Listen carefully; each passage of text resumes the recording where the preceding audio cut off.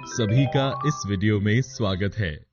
इस वीडियो में हम रासायनिक संयोजन के नियम लॉज ऑफ केमिकल कॉम्बिनेशन का अध्ययन करेंगे।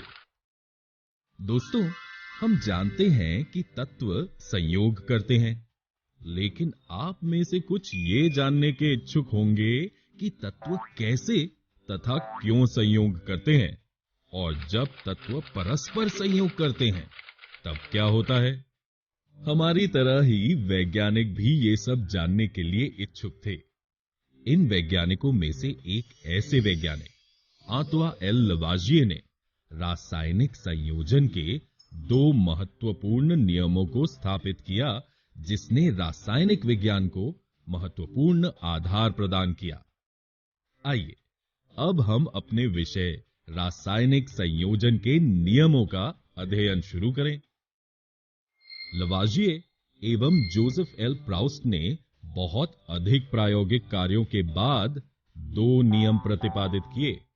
आइए हम इनमें से पहले नियम को देखें। पहला नियम है द्रव्यमान संरक्षण का नियम, law of conservation of mass.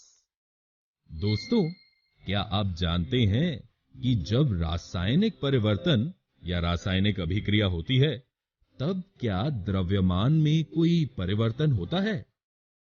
आइए इसका उत्तर हम एक क्रियाकल्प द्वारा ज्ञात करने का प्रयास करें। 1.25 ग्राम कॉपर सल्फेट तथा 1.43 ग्राम सोडियम कार्बोनेट के अलग अलग विलयन 10 ml जल में तैयार करें। अब सोडियम कार्बोनेट के विलयन को एक शंक्वाकार फ्लास्क में लीजिए एवं कॉपर सल्फेट के विलयन को एक छोटी परख नली में लीजिए। छोटी परख नली को विलय युक्त फ्लास्क में इस तरह लटकाइए ताकि दोनों विलयन परस्पर मिश्रित ना हो। तत्पश्चात फ्लास्क के मुख पर इस भांति से कॉर्क लगाइए। अब अंतर्वस्तु युक्त फ्लास्क को सावधानी पूर्वक तौल लीजिए। फ्लास्क को झुकाकर इस प्रकार घुमाएं जिससे कॉपर सल्फेट एवं सोडियम कार्बोनेट के विलयन परस्पर मिश्रित हो जाएं।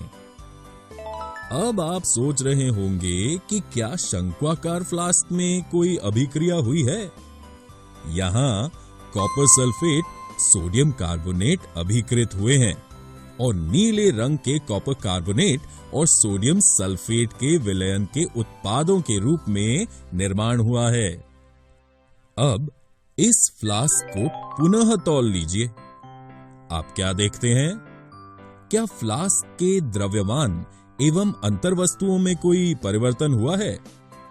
फ्लास्क के द्रव्यमान एवं अंतर्वस्तुओं में कोई परिवर्तन नहीं हुआ है। इस क्रियाकल्प द्वारा हम द्रव्यमान संरक्षण के नियम को इस तरह से परिभाषित कर सकते हैं। द्रव्यमान संरक्षण नियम के अनुसार किसी रासायनिक अभिक्रिया में द्रव्यमान का ना तो सृजन किया जा सकता है, न ही विनाश। आइए अब हम रासायनिक संयोजन के दूसरे नियम, स्थिर अनुपात का नियम, लॉ ऑफ कांस्टेंट प्रोपोर्शंस के बारे में जानें।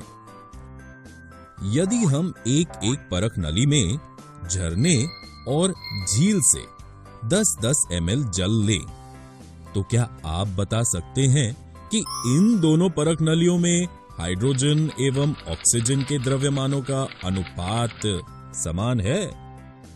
जी हां, आप पाएंगे कि दोनों परख नलियों के जल में हाइड्रोजन एवं ऑक्सीजन के द्रव्यमानों का अनुपात 1/8 ही है।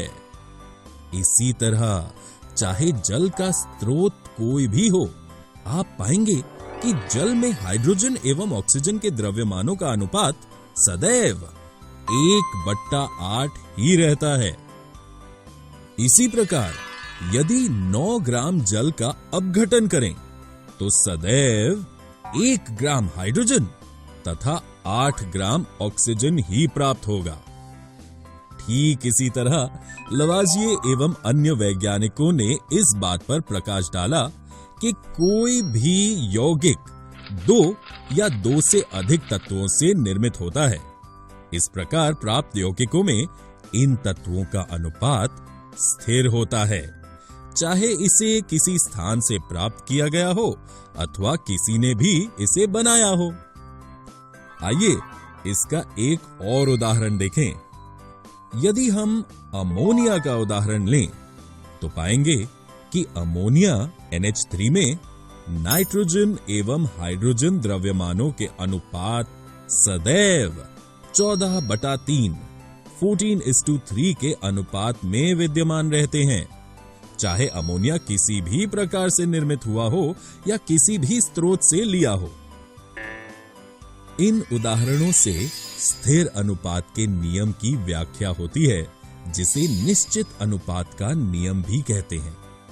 प्राउस्ट ने इस नियम को इस तरह से परिभाषित किया था: किसी भी यौगिक में तत्व सदैव एक निश्चित द्रव्यमानों के अनुपात में विद्यमान होते हैं। वैज्ञानिकों ने इन दोनों नियमों को परिभाषित तो कर दिया, लेकिन उनकी अगली समस्या इन नियमों की उचित व्याख्या करने की थी। डाल्टन ने द्रव्यों की प्रकृति के बारे में एक आधारभूत सिद्धांत प्रस्तुत किया। डाल्टन ने द्रव्यों की विभाज्यता का विचार प्रदान किया। डाल्टन ने भी द्रव्यों के सूक्ष्मतम अविभाज्य कणों को परमाणु का ही नाम दिया। डाल्टन का ये सिद्धांत रासायनिक संयोजन के नियमों पर आधारित था। डाल्टन के परमाणु सिद्धांत ने द्रव्यमान के संरक्षण के नियम एवं निश्चित अनुपात के नियम की युक्ति संगत व्याख्या की। डाल्टन के परमाणु सिद्धांत की विवेचना तथा परमाणु क्या होते हैं, इसके बारे में हम अगले वीडियो में जानेंगे। दोस्तों, आज हमने रासायनिक संयोजन के नियम, लॉज ऑफ केमिकल कॉम्बिनेशन का अध्ययन किया। अगले वीडियो में हम परमाणु क्या है, इसका अध्ययन करेंगे।